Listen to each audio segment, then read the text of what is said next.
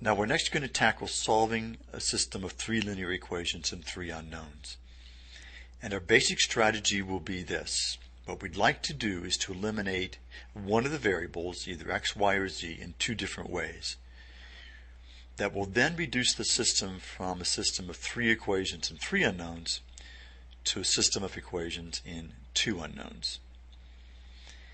And that kind of system we know how to easily solve from our prior work. Now before we go any further, what I'm going to do is to label each of the equations in the system for easy reference. And I would strongly encourage you to do the same thing. It'll be very important as you go through a problem like this to keep your work labeled clearly and also to keep it well organized. Now I think I'm going to choose to eliminate the y variable in 2 different ways here. And the first way we can do that, if you look at equations 1 and 2, would be to add those 2 equations together. So if we add equations 1 and 2 together, I think you can see that we will end up then with the equation 2x plus 3z is equal to 4, with the y terms having dropped out. And I'm going to label this new equation, equation 4. Now, to eliminate y in a different way, we're going to have to use either equations 1 and 3 or 2 and 3. I'm going to choose to use equations 2 and 3. Now, I think you can see if you multiply equation 2 by 2 and add it to equation 3 that the y terms would drop out. So, let's do that next. So, multiplying equation 2 by 2 produces the equation 2x minus 2y plus 4z is equal to 4. Then adding that to equation 3, which is negative x plus 2y minus z is equal to 1, produces the new equation, x plus 3z is equal to 5, and we're going to label that equation 5. So now what we have would be putting equations 4 and 5 together. We're going to then have 2x plus 3z is equal to 4, and x plus 3z is equal to 5. So now you can see what we've done. We've reduced the original system from 3 equations and 3 unknowns to 2 equations, 2 unknowns, which we now know how to tackle and solve pretty easily. So we'll do that next.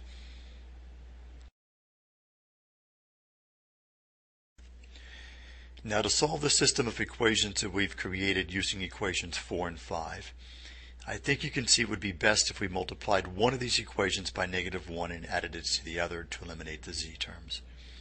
So I'm going to choose to multiply equation 5 by negative 1 and add it to equation 4.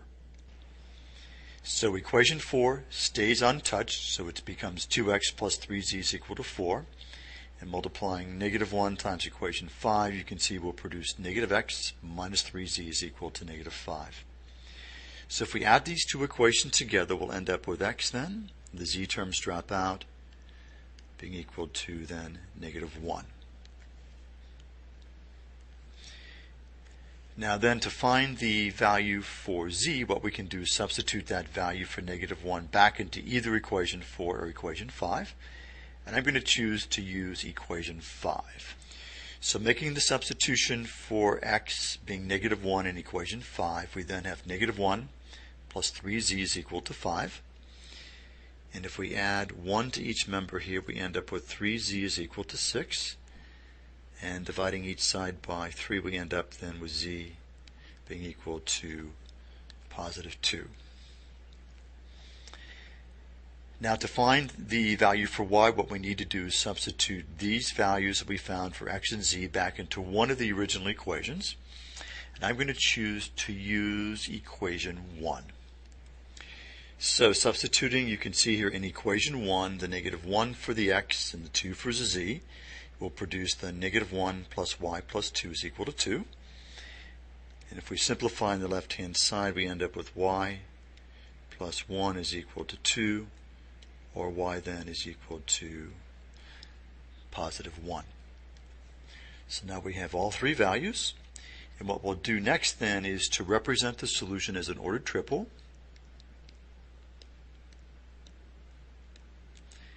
And we want to be sure we put the values in alphabetical order. So the x value goes first, which is -1. The y value second, which is 1. And the z value of 2 then goes third.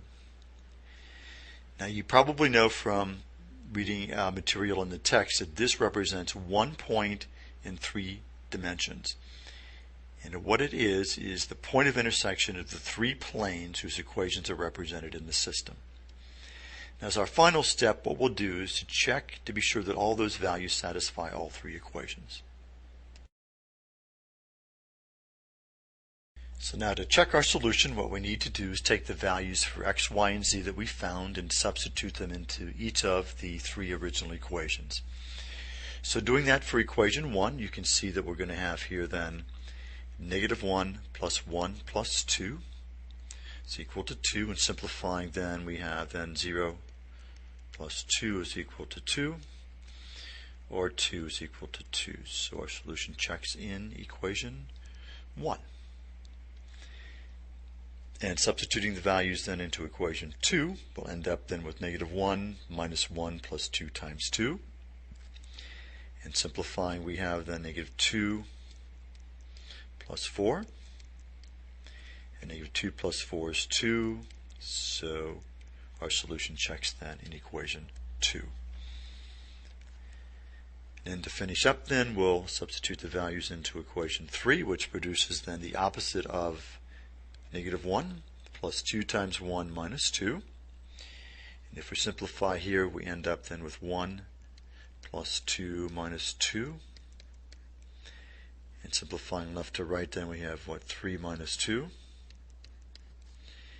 And 3 minus 2 is 1, so 1 equals 1. So we've shown that the solution checks in equation 3. So we're confident then that our solution of -1, 1, and 2 is indeed correct.